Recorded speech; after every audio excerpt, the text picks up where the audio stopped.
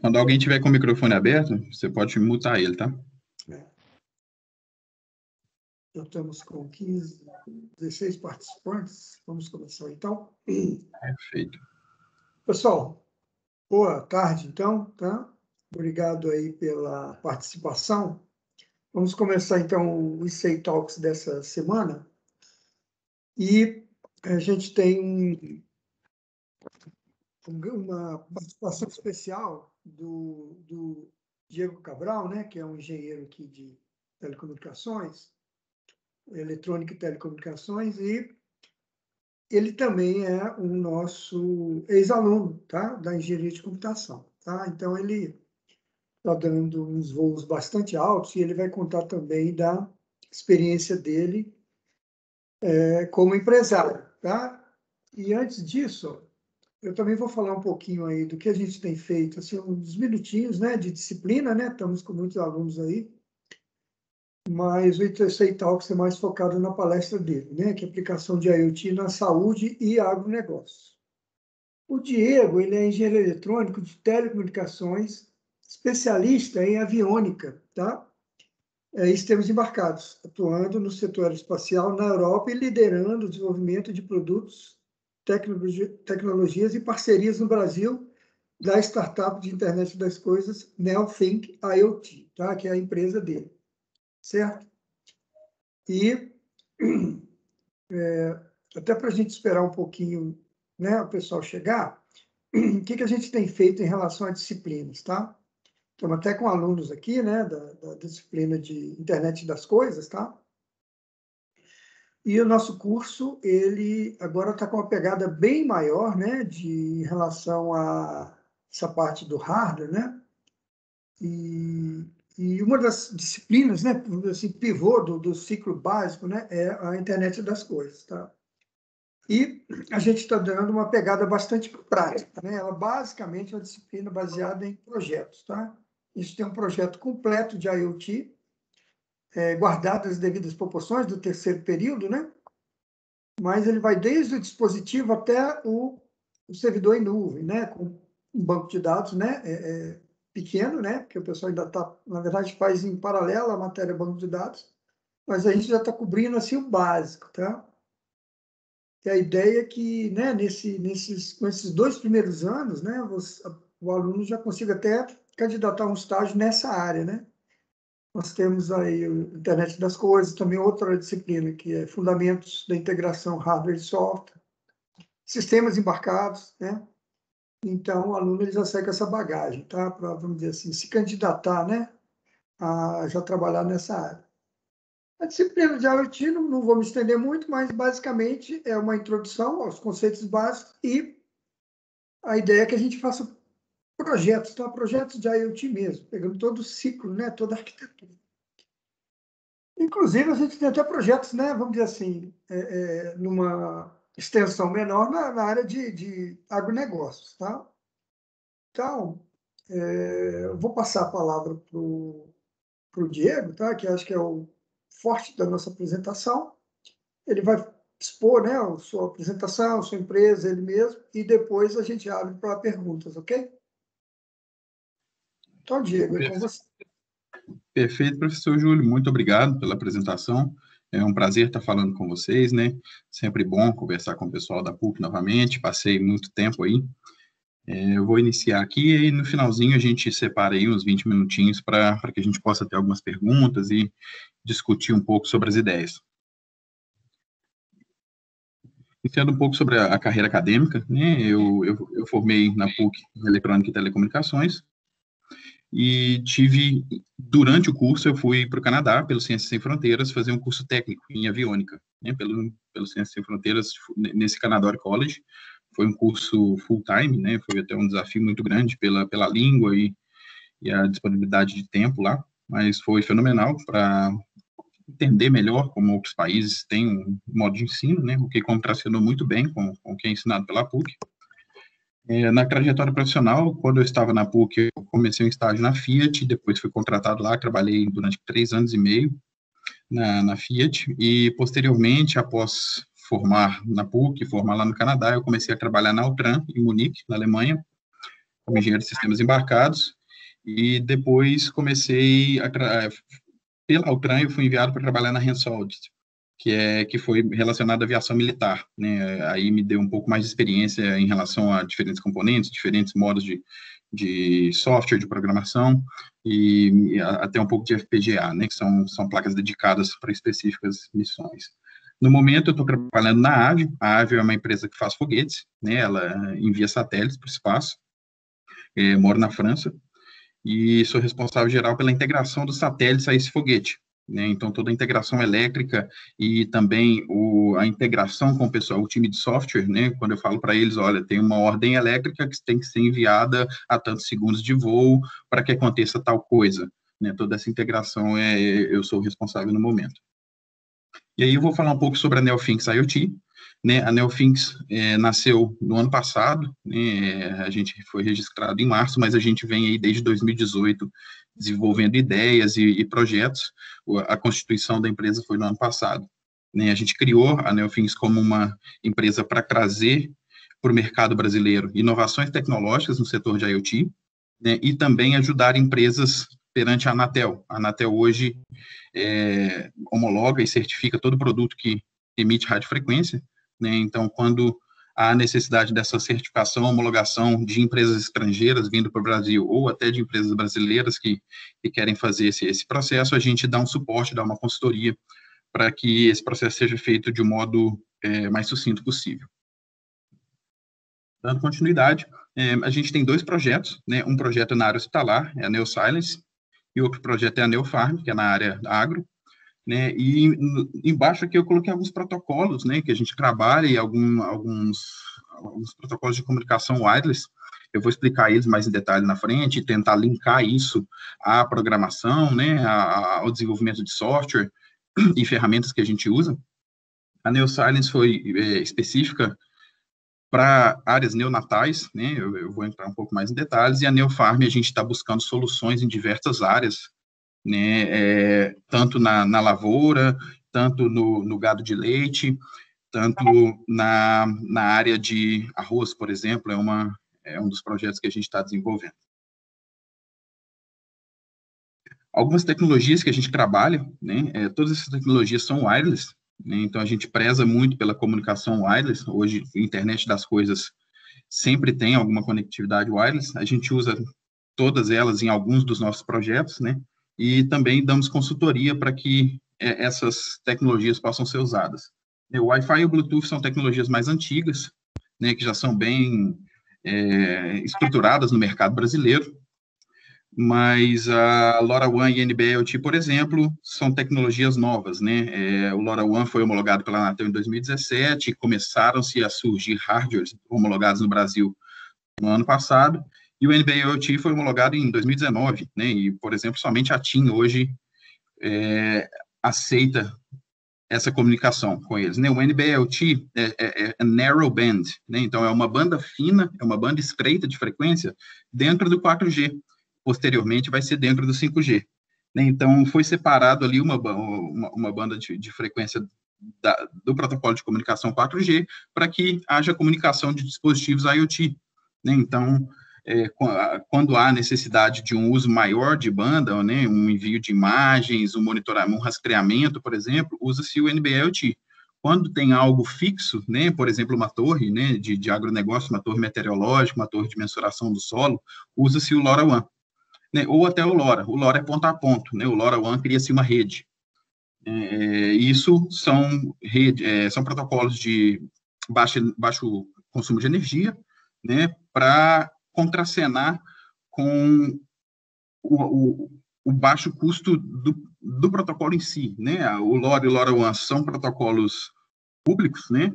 Então, você pode usar eles, pode criar a sua rede privada ali, você compra o gateway LoRaWAN e fecha essa rede sua, e você tem toda a comunicação ali dentro e não tem custos adicionais. O NB-IoT depende da operadora, né? Vamos dizer assim, porque ele está dentro do 4G. O Zigbee é um protocolo que usa um hardware chamado XBee, ele, inclusive, é usado no nosso projeto NeoSilence, né? E o Wi-Fi e Bluetooth a gente usa no momento de configuração ou quando o local tem Wi-Fi, né? No nosso projeto de NeoFarm. Na direita aqui vocês veem duas telas da nossa plataforma. Nós temos uma plataforma online que recebe esses dados, né?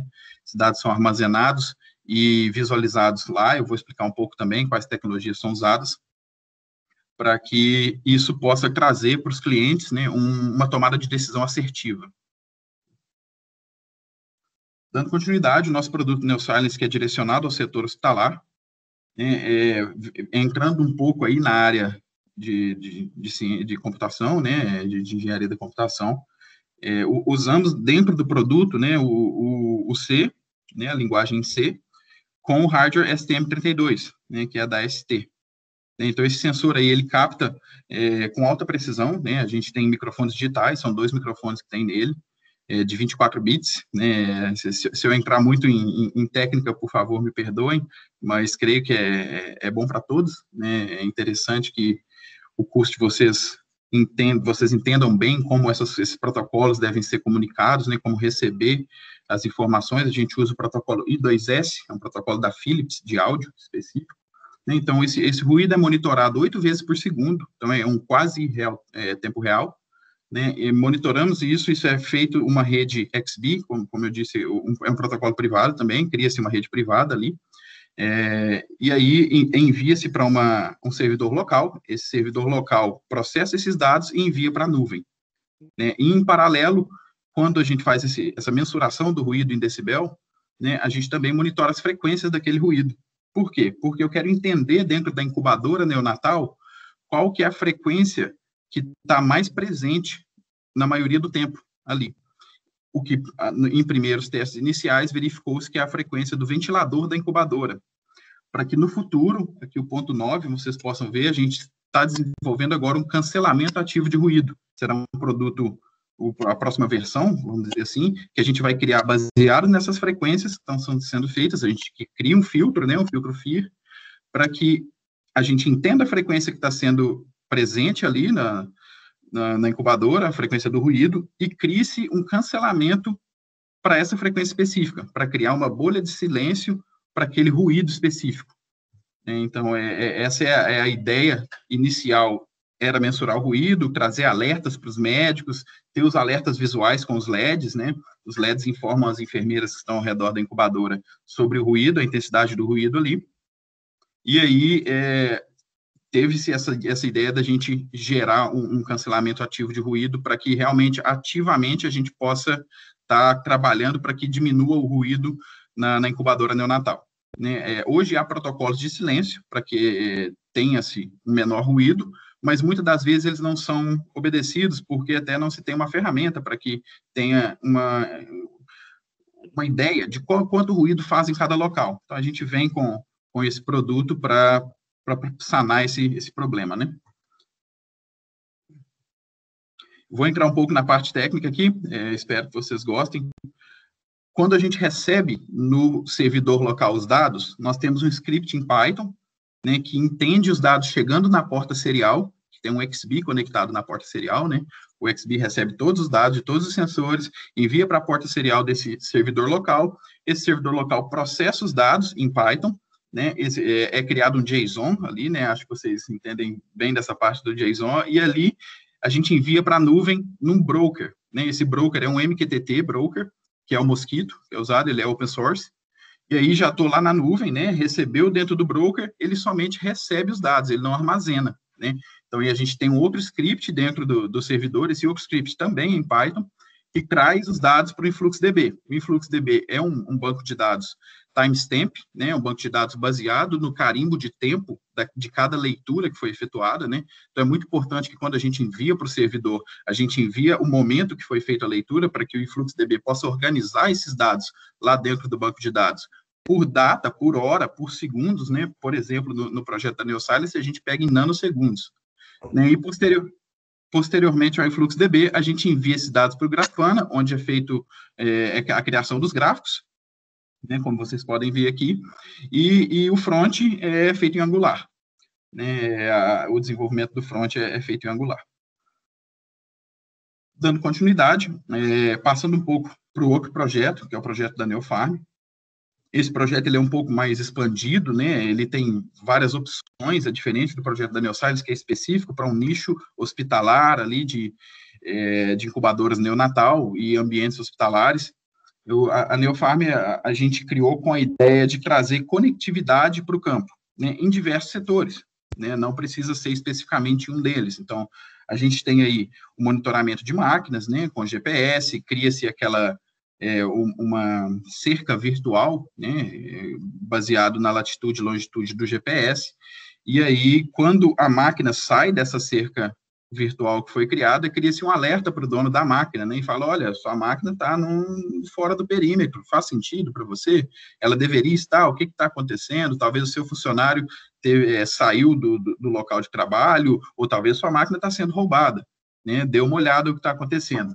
E um outro uso desse monitoramento de máquinas é em relação ao zigue-zague, que é feito na lavoura, né, para entender se esse zigue-zague está sendo do modo mais efetivo. Esse seria em relação a máquinas, né?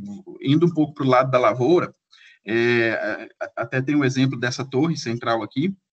A gente tem uma parceria com a Copérgia, no sul do Brasil, onde eles querem entender o nível de água nos campos de arroz, né? Então, esse nível de água tem os parâmetros específicos, né? 10 centímetros a 25 centímetros, se eu não me engano, né? Abaixo de 10 centímetros, gera-se um alerta, ó, tá com pouca água naquela quadra, a quadra número 10 precisa de irrigação, joga um pouco mais de água lá para aumentar o nível.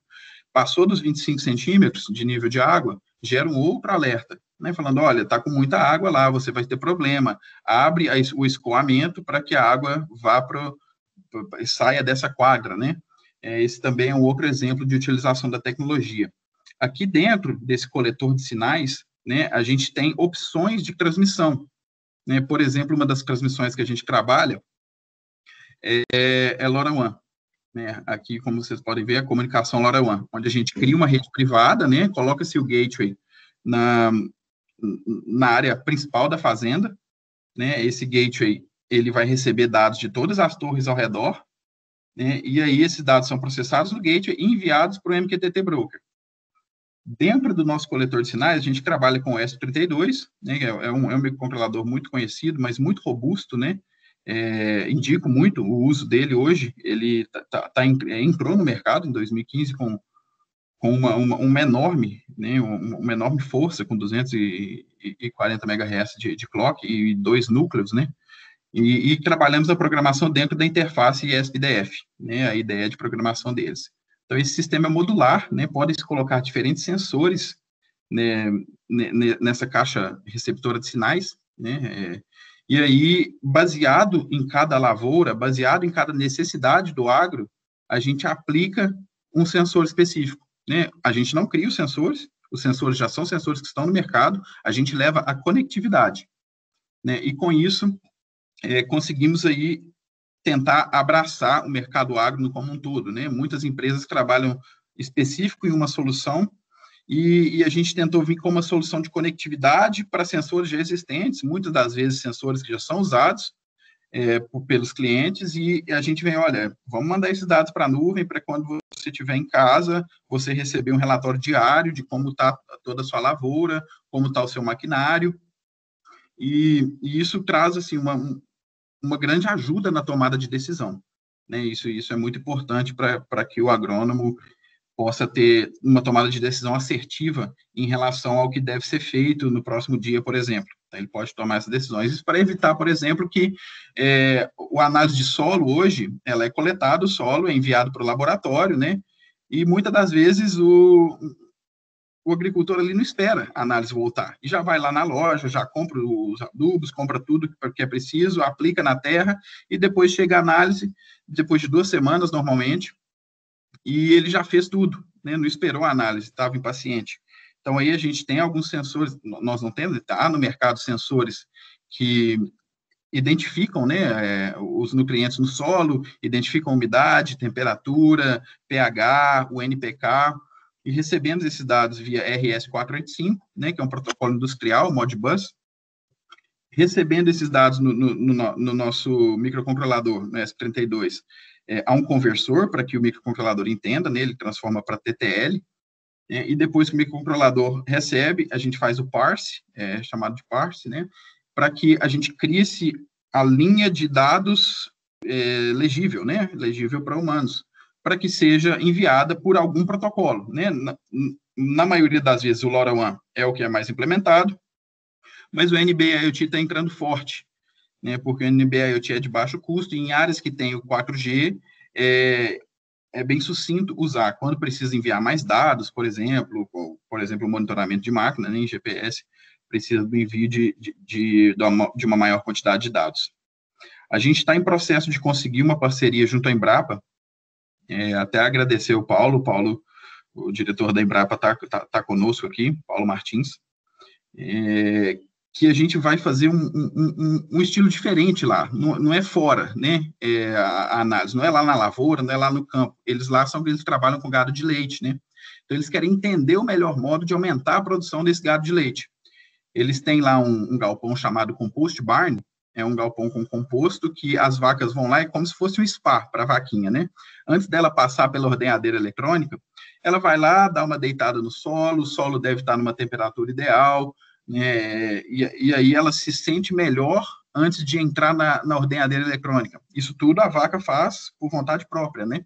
Ela entra lá, se sente bem, vamos dizer assim, e fala, olha, agora eu vou ali tirar o leite. Aí vai lá na ordenhadeira eletrônica, tira esse leite. Então, a gente está ajudando no monitoramento desse ambiente do compost barn, né, esse galpão, para que entenda a temperatura, umidade, velocidade do vento, direção do vento, isso variáveis ambientais, né? E no solo a gente está tentando o máximo possível. Desculpa, tem algumas outras no ar, né? Como metano, que é muito importante, o CO2, né? Para entender o quanto isso está impactando hoje o mercado de carbono vem forte nos próximos anos, né? Vai ser uma coisa que vai entrar no agro para modificar o modo como o agro é feito.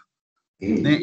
E no solo conseguimos pegar informações, como eu disse anteriormente, umidade, temperatura, o nitrato, potássio e várias outras informações do solo ali para entender como que aquilo ali está se comportando, porque no momento eles fazem algumas análises de umidade e temperatura, por exemplo, manuais, né, é feito a coleta lá, enviado para o laboratório, mas eles desejam que essas análises sejam automáticas, né, faça a análise do sensor, o sensor envia para a caixa coletora de sinais, a caixa coletora de sinais envia para a nuvem, e na nuvem vai ser verificado aí pelos pesquisadores, né, por quem é da área, lá, e para entender o que está acontecendo e quais os momentos que deve-se tomar alguma ação. Por exemplo, uma ação de fazer, remexer esse composto, né? Esse composto tem aí 60 a 80 centímetros de profundidade, então há necessidade de remexer ele algumas vezes por dia, né? É um composto de maravilha, e aí essa necessidade vem para que os gases saem ali,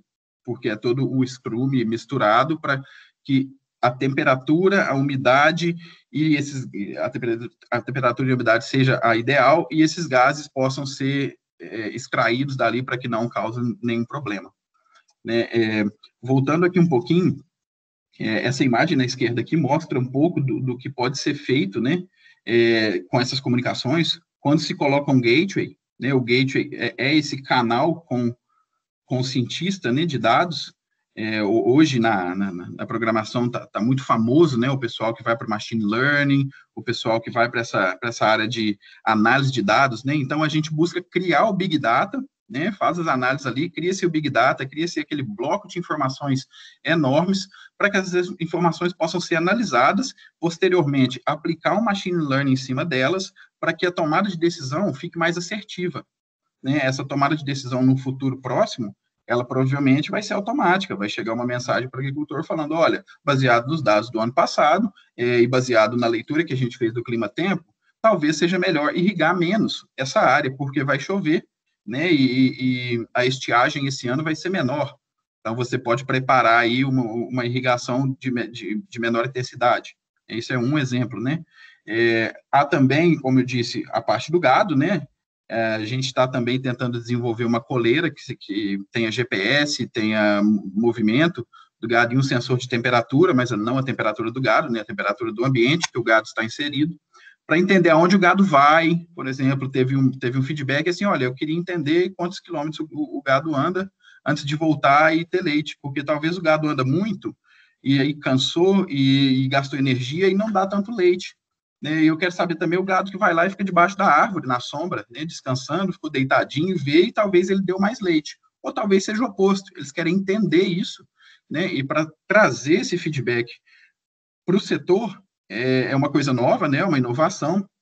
A gente está tentando desenvolver essa coleira aí, ela trabalha com NB-IoT, porque está em movimento, né? E tem que ser uma transmissão de dados um pouco maior, e aí a gente consegue monitorar esse gado. Há também as máquinas, né? Hoje tem-se muito maquinário. No Brasil está em ascensão esse uso de maquinário para colheita, maquinário para análise, né? Também. Hoje tem drones, né? Que fazem análises aéreas. Então, essas informações, por exemplo, tem um drone que faz análise e precisa enviar as imagens para a nuvem. Né? A gente não faz o drone, tem uma empresa que trabalha com esses drones. Né? A gente conversou com eles e eles falaram, olha, seria interessante, na hora que o drone estaciona, porque o drone estaciona automático, né? Esse drone enviar os dados automaticamente, sem precisar que eu vá lá e faça a coleta desses dados. Inclusive, a Embrapa tem um robô, né? Ele é um robô de solo, e ele também é uma plataforma para drone. É como se fosse o robô que está em Marte, né? A Perseverance. O robô em si para fazer a análise do solo e tudo mais, e ele serve como uma plataforma para que o drone pouse e possa carregar. Então, se ali puder esses dados serem enviados para a nuvem em tempo real, sem precisar que alguém vá lá e extraia esses dados, é o ideal, né? É a vontade final aí desses projetos. Então, toda e qualquer informação hoje que pode ser coletada com um sensor, né, ela pode ser enviada para a nuvem. Verificar qual que é o protocolo que pode ser usado, né, em cada cenário há-se a utilização de um tipo de protocolo, e baseado nisso, ajeita-se dentro da nuvem, né, na plataforma, os dados que devem ser visualizados, como esses alertas devem ser feitos, quais que são os parâmetros para geração de alerta, né, a separação de usuário, né, quais dados devem ser mostrados para cada usuário, tem o admin, que vai ver os dados de todas as fazendas, por exemplo, mas aí tem o usuário específico, que é daquela fazenda, ele vai ver só os dados deles, todas essas separações são feitas na plataforma, e o modo de visualização desses dados também, né, tem alguns que falam, olha, eu não preciso ver muitos dados, por exemplo, na NeoSilence a gente capta 8 vezes por segundo, no agro não tem essa necessidade, né, por exemplo, no agro a maior velocidade que a gente capta esses dados é de 5 em 5 minutos, muito dos projetos no agro hoje fazem de 1 em 1 hora, uma hora seria o mais rápido aí, né, isso para ter uma economia de energia, né, para a bateria, normalmente esses sistemas são remotos, com painel solar, né, eles estão lá no meio da lavoura, estão longe da rede elétrica, né, então precisa se tomar conta desse consumo de energia. Aí outra coisa também que é do setor de software, né, faz-se ali o deep sleep, né, que é o hardware dormir enquanto não está sendo utilizado, para que haja uma economia de energia, né? Então, ele acorda, faz a leitura durante específico tempo, vamos dizer, 1, 2 minutos, envia esses dados. O momento de envio de dados é o momento que gasta mais energia, que há o consumo maior de bateria, é a transmissão, e depois ele dorme. Então, ele, suponhamos que seja de 5 em 5 minutos, ele dorme 4 minutos e acorda novamente. Então, a gente aplicou esse Deep Sleep para que a gente possa ter uma vida útil maior da bateria. A gente busca pelo menos aí 2 anos de vida útil, e quando há o painel solar, a gente busca pelo menos 5 a 10 anos, esse seria quando a bateria perdesse a carga útil mesmo, a bateria pifasse, vamos dizer assim, como a bateria do seu carro, que chega um momento não dá para carregá-la mais.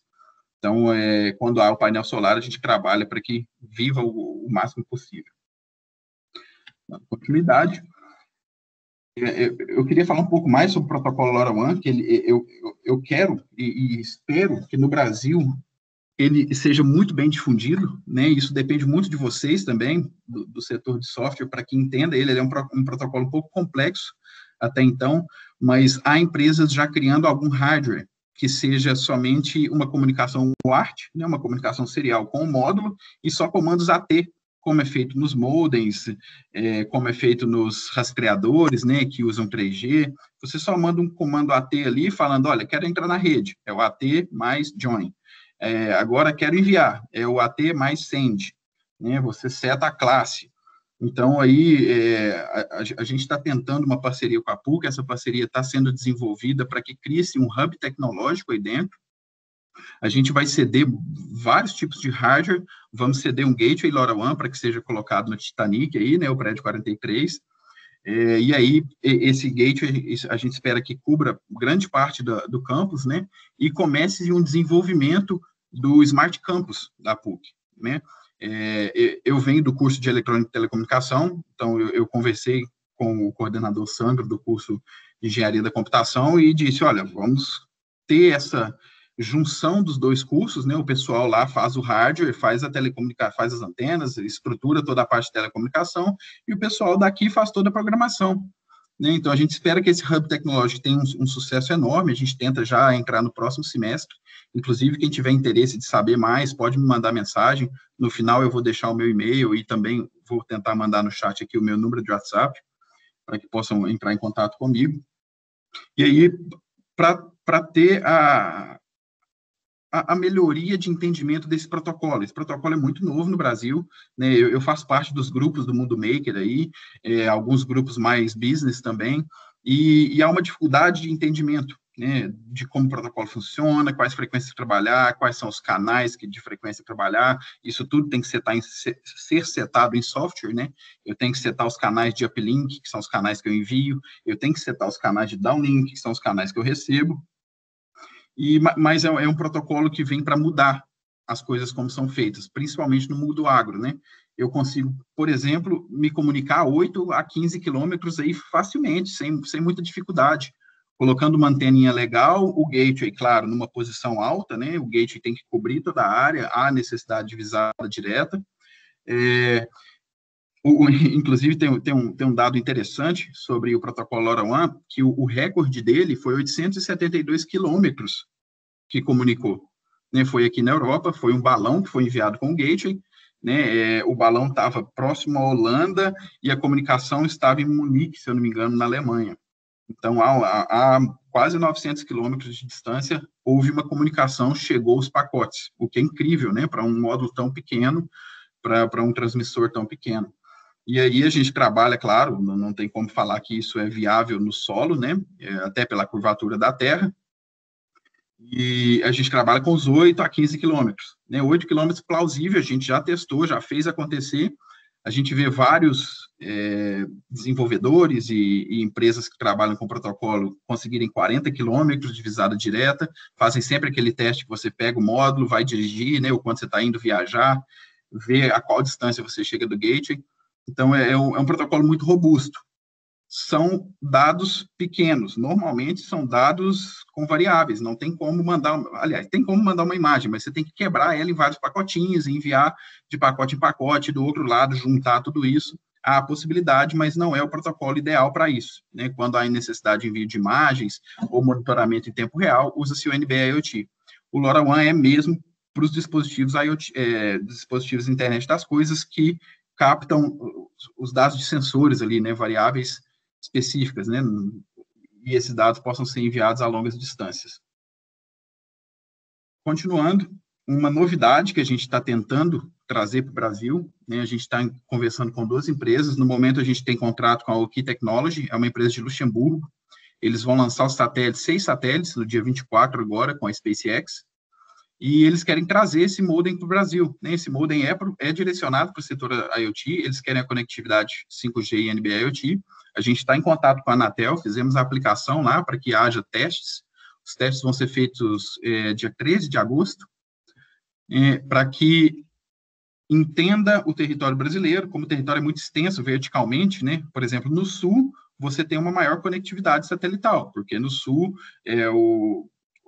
no polo ali você vai ter mais satélites em vista, né? Já ali perto da linha do Equador, a menor cobertura, né? Essa cobertura a gente chama de visita, né? A visita demora mais. A visita, por exemplo, na linha do Equador seria de 3 em 3 horas, por enquanto. A visita lá no sul do país seria de 1 em 1 hora. E uma outra empresa que a gente está em contato, eles já têm satélites no espaço e eles têm a visita de 15 em 15 minutos no sul e de 1 em 1 hora no norte. Né? A Oki Technology, eles querem lançar 600 satélites, eles querem criar uma constelação, né? Então tentando trabalhar nos países emergentes, porque é nesses países que precisam da comunicação de baixo custo, né, eles já estão tentando estruturar um modelo comercial para esse modem, né, o valor é baixíssimo, eu fiquei até assustado quando me disseram, eles querem cobrar $100 pelo modem, é um custo fixo, e depois de $5 a $25 pelo custo mensal de transmissão dos dados, o que hoje bate, pelo que eu pesquisei, todas as empresas que trabalham com conexão satelital. Então, essa tecnologia funcionando, a gente espera que dê um boom, né, no setor agro, no Brasil, porque no Brasil há muitas áreas cinzas, né? Essas áreas cinzas são as áreas que não têm infraestrutura de telecomunicação. Essas áreas cinzas são, por exemplo, áreas com morros, e ali não tem muitas fazendas, as operadoras e quem cuida dessa infraestrutura não tem interesse de levar uma antena até lá, é um custo altíssimo para ter 10, 15 pessoas conectadas. Então, eles preferem não levar uma ideia de business neles. E o satélite vem para cobrir isso aí. Né, o satélite cobre todas as áreas, após a constelação estiver toda completa, né, ele vem para cobrir essas áreas que são chamadas de áreas cinzas. A gente está tentando também arrumar algumas parcerias para que esses testes sejam efetuados em ações reais, né, no local no campo, que seja distante, que não tenha essa conectividade, para que o teste seja similar ao que seria o produto final. Os testes vão começar ainda em agosto, né, mas há uma ideia de pelo menos testar 6 meses, e no primeiro quarto do ano que vem, começar, claro, se tudo correr bem, né, a gente espera que os testes sejam efetuados com sucesso, e aí no ano que vem a gente começa aí uma ideia comercial de como isso vai ser comercializado, né? Eles precisam também certificar, homologar o produto na Anatel, precisam fazer o pedido do landing rights, né? É o uso da radiofrequência específica para comunicação com o satélite. Então, registra-se o satélite na Anatel, explica-se quais as frequências que vão ser usadas, e aí a aceitação do uso daquele satélite no Brasil. Então, há 2 passos, né? O passo do modem em si, que tem que ser certificado e homologado como produto, e o passo do uso do satélite, como o satélite deles já é certificado e homologado pela FCC e a CE, né, a Anatel aceita que os testes que foram feitos para essas outras certificações possam ser apresentados para a Anatel, e aí seria esses testes que a gente vai fazer, os resultados são apresentados para a Anatel e eles tomam essa decisão de aceitação ou não. Normalmente são aceitos, né? Se tudo estiver dentro dos padrões, não tem por que a não aceitação. Estando dentro dos parâmetros, trabalhando com a